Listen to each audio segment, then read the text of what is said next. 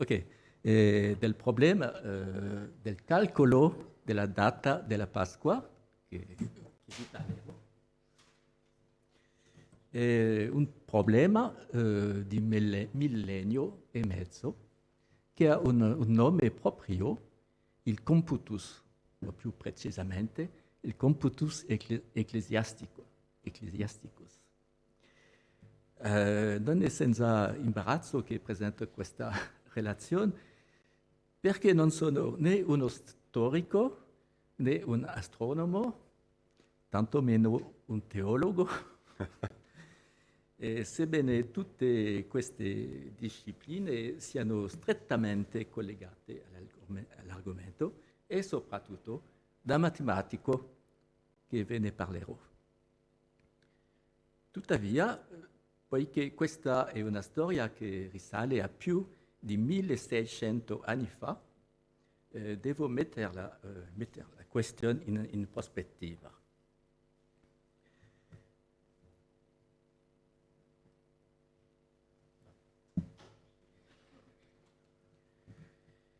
Allora, le feste religiose del cristianesimo sono di due tipi, le feste immobili come Natale e le feste mobili come la Pasqua. È dalla data della Pasqua che si fissano tutte le feste religiose mobili. E ben oltre le festività religiose, la data della Pasqua ha implicazioni sociali per tutti, come per le vacanze, e soprattutto in Italia, dove ci auguriamo buona Pasqua, che non è il caso in Francia, per esempio. Quindi, come calcoliamo questa data? È una storia veramente complicata che la matematica ha finalmente risolto dopo 1500 anni. La storia comincia con il concilio di Nicea, 325, che fu chiamato non dal Papa, ma dall'imperatore Costantino il primo, detto Costantino il Grande.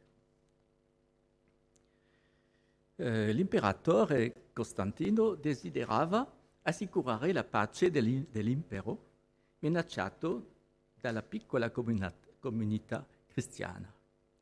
Il suo predecessore, Diocleziano, avendo tentato invano di ricorrere alla persecuzione, Costantino tentò la via opposta e nell'editto di Milano tutte le religioni erano tollerate.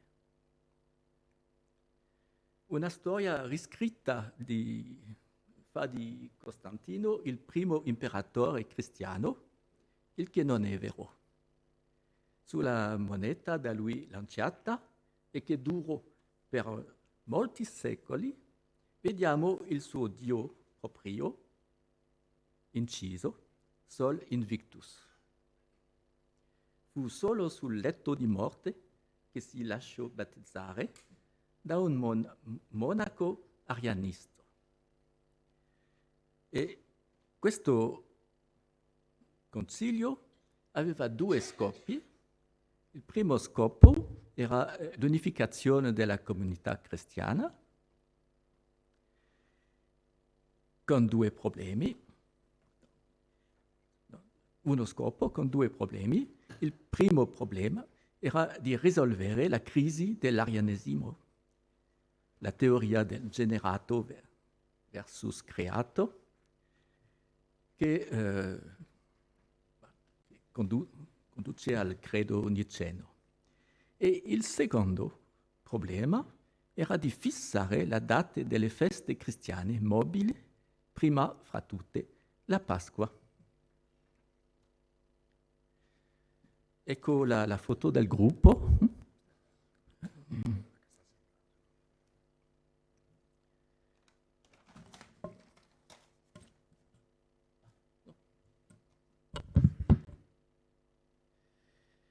Il primo problema, la sua speranza di risolvere pacificamente la crisi dell'arianesimo rimase deluso. E il partito arianista fu anatemizzato. Invece l'idea di fissare una data pasquale sembra aver avuto successo.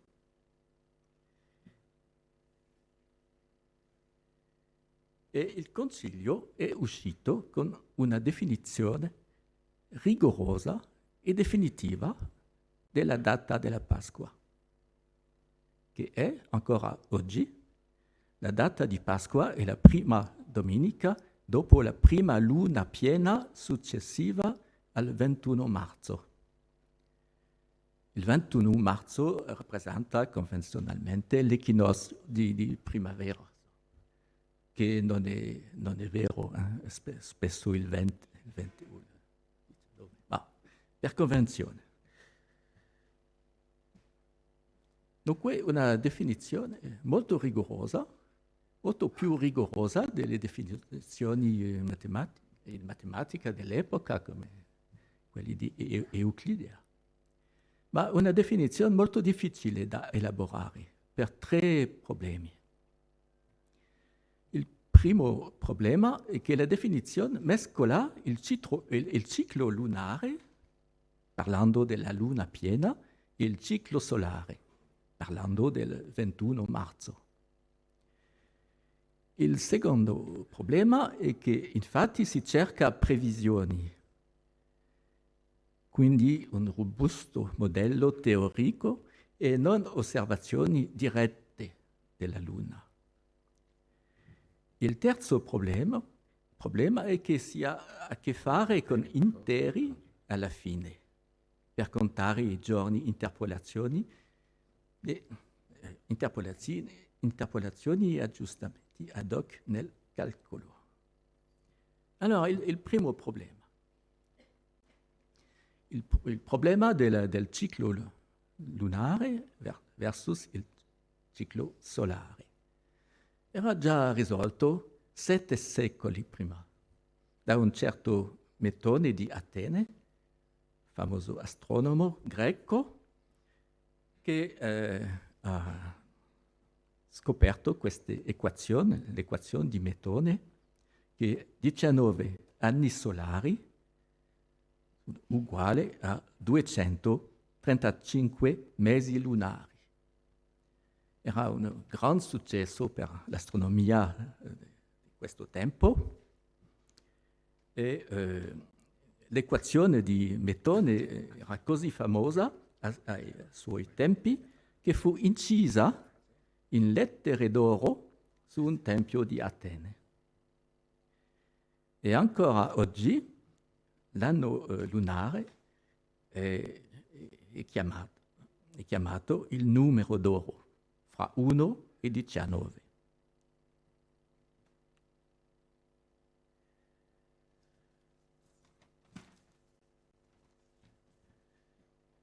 Allora, il secondo problema fu trattato da un certo Dionisio Esiguo, era un comando del Papa Giovanni I, e questo Dionisio Esiguo era, come si chiamava egli stesso, e ha fatto tante cose che rimangono ancora oggi. Per esempio, egli propose di iniziare la nostra era dalla nascita del Cristo, anno Domini, che fissò 753 anni dopo la fondazione di Roma, ancora in uso, e per questa scelta di Dionisio Esiguo che diciamo che siamo nel 2000, ancora oggi. E ha fatto un calcolo gigantesco, ha calcolato una tabella allungata per la data della Pasqua per 3 secoli, quasi, e soprattutto diede un resoconto dettagliato del suo metodo e una giustificazione per ciascuna delle sue scelte metodologiche. E ecco il computus ecclesiasticus, stabilire un calendario perpetuo per la Pasqua basato su un modello argomentato e predittivo e non su nuove osservazioni astronomiche.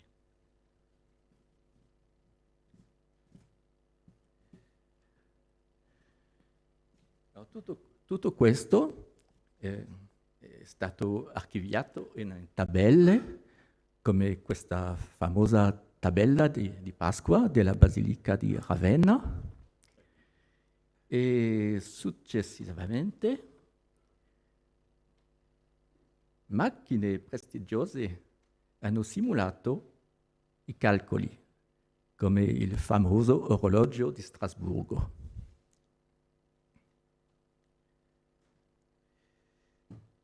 Ecco come funzionava il calcolo. Per ogni anno M si calcola prima il numero d'oro N fra 1 e 19, poi la cosiddetta lettera domenicale L, che è la data della prima domenica dell'anno, e terzo la cosiddetta epata, che è l'età della luna il primo giorno dell'anno. Questi 3 numeri sono determinati dall'anno M attraverso una pila di complicate correzioni e interpolazioni per corrispondere ai dati astronomici.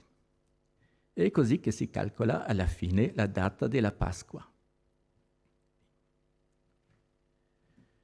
Il terzo problema, che concerne il fatto che si calcola solo con numeri interi, e come scriveva Khwarizmi, il fondatore dell'algebra, quando ho considerato ciò che le persone generalmente vogliono nel calcolo, ho scoperto che è sempre un numero intero. Allora c'è già un problema con l'equazione di Metone. 19 anni solari e 235 mesi lunari. Un problema perché 235 non è divisibile per 19. Allora la soluzione era di distinguere 12 anni con 12 mesi lunari e 7 anni con 13 mesi lunari. E inoltre, come si sapeva già nell'antichità, l'equazione di Metone non è accurata.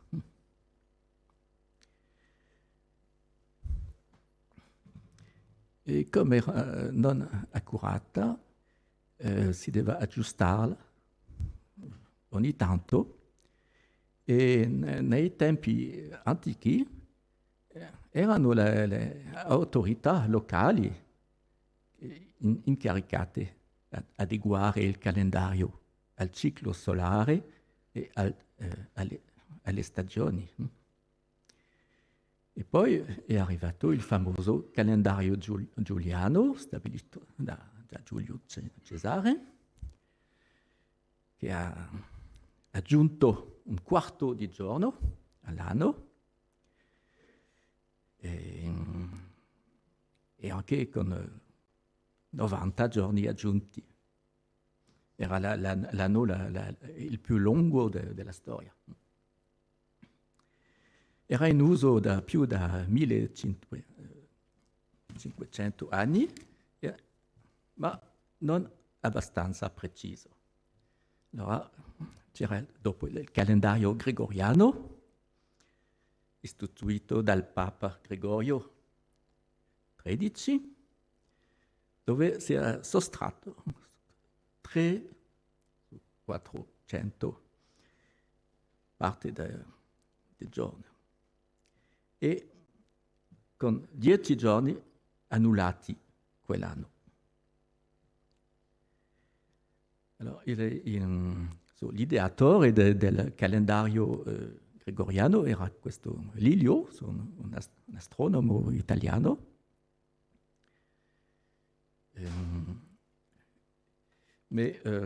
Il progetto di Lilio fu presentato al Papa dopo la sua morte.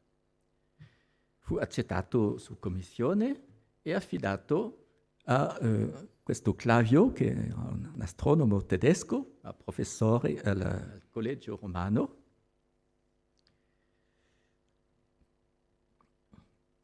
Ecco la bolla di Gregorio.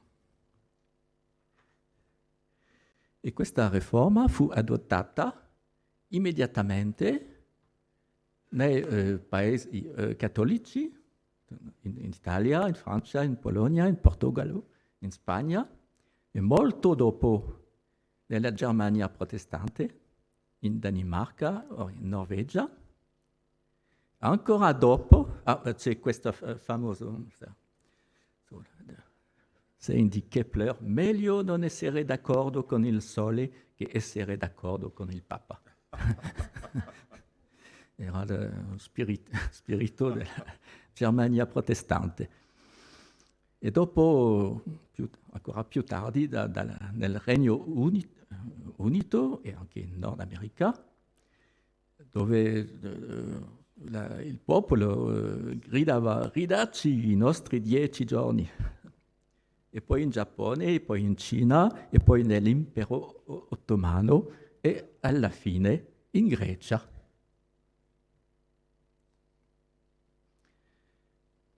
E questa riforma rese il computus, secondo le linee tracciate di Lilio e attuati da Clavio, più delicato e noioso. Allora, alla fine del Settecento, i matematici erano un po' frustrati di queste tabelle e si sono sforzati di semplificare radicalmente il computus e di stabilire algoritmi brevi e formule chiuse, se possibile, dimenticando i concetti astronomici sottostanti, riducendo il computus al calcolo. E il primo che è riuscito a farlo è il famoso grande matematico Carl Friedrich Gauss, detto già nel suo tempo il Princeps Mathematicorum, che ha scritto tre articoli su questo argomento. E ha proposto un algoritmo per calcolare la data della Pasqua, ma 15 dopo il primo articolo un suo allievo ha scoperto che c'era un errore, probabilmente l'unico errore che Gauss ha mai fatto. Allora ha scritto 2 articoli per correggere il primo errore. L'algoritmo finale è abbastanza complicato e vari autori hanno cercato a semplificarlo. E specialmente nel 1876 c'era una pubblicazione sul giornale Nature da parte di un anonimo corrispondente da New York.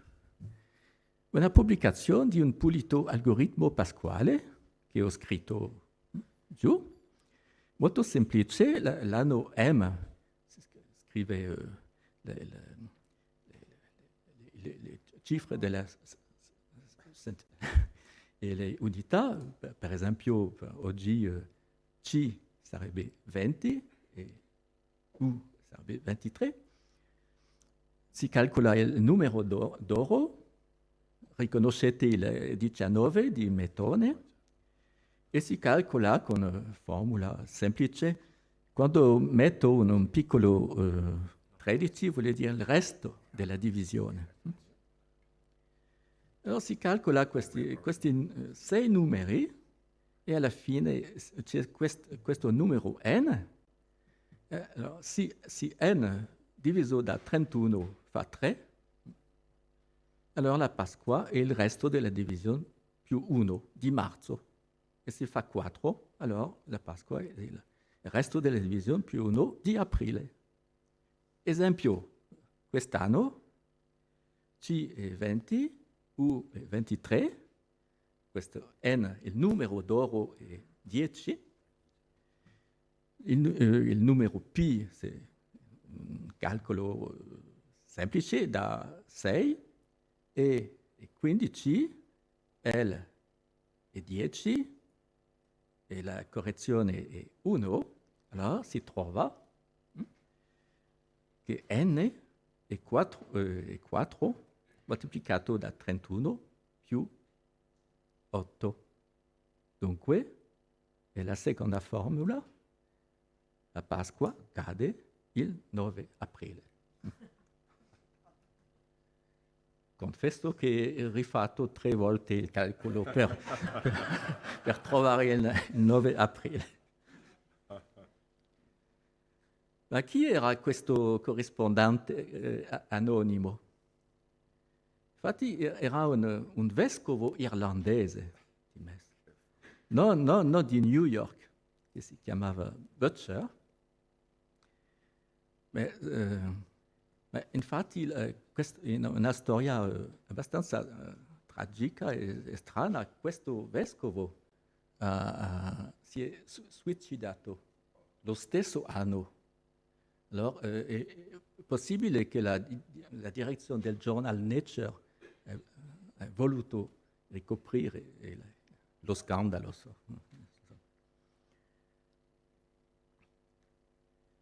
Ma ci sono ancora oggi metodi più efficaci per calcolare la data della Pasqua, e particolarmente un metodo che è diventato famoso dal matematico Conway, che è morto 2 anni fa del Covid. Mm-hmm. E nel suo libro Winning Ways spiega un algoritmo abbastanza facile, ma c'è un passo preliminare. Si deve sapere quale giorno della settimana corrisponde a una determinata data. Infatti questo problema era già risolto con il metodo di Lewis Carroll, l'autore di Alice. Ispirato da esso, Conway fornisce una regola empirica, il metodo del giorno del giudizio. E poi, se si sa come fare per determinare quale giorno della settimana corrisponde a una data, il computus è molto facile. Con la stessa notazione di prima, impostiamo C, questo calcolo, e la luna piena pasquale si verifica questa formula, che è molto elementare, con eccezioni. Allora, in pratica, è Pasqua e la domenica successiva.